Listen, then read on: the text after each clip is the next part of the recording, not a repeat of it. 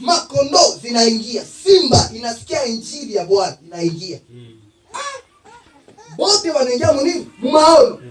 Sasa wanaingia mumaono ya Nuhu. Mchungaji mweko mule ni Nuhu.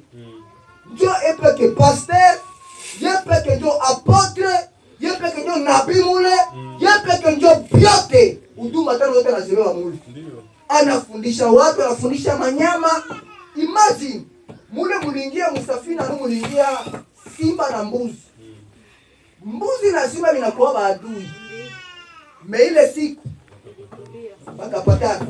Kwa maana waliingia munini? Maono ya Nuhu. Amen. Tukiingia mkanisa hata mnakoroga naye nje. Mkifika mnakuwa marafiki. Uadui naisha, urafiki naisha, unotene naisha. Tunakuwa mwili mmoja katika Kristo. Ndio.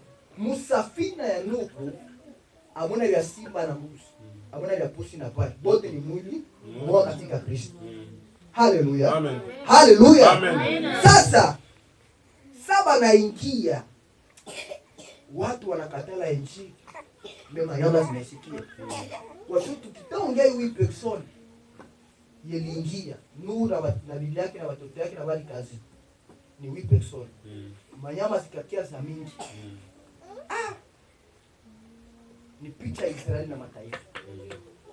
Wakati Yesu alikuja, waliomsadiki tu ni mitume. Oro mitume ni picha ya Israeli. Lakini waliompinga ni Israeli, ndio watu. Sisi tulikuwa mfano wa manyama, tukaitika Yesu. Ndio. Hatukukuwa na vya kusema hata mbele ya watu. Hatunyongeka mbele ya Israeli.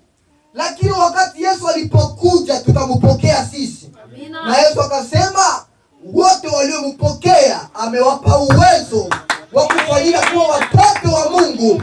Maana Israeli maana haiko tena watoto. Sisi mataifa tumekuwa watoto wa nani? Wa Mungu. Amen. Kwa maana tumesikia sauti ya Nuhu wa kwanza. Nuhu wa pili ni Yesu, tumempokea. Amen. Watu wanaweza mkataa Yesu, na hapana sisi. Ya, amina. Hapana umwele jamaa. Huko Nazaruna kosa bui. Maana siku nipata huyu nasema Mungu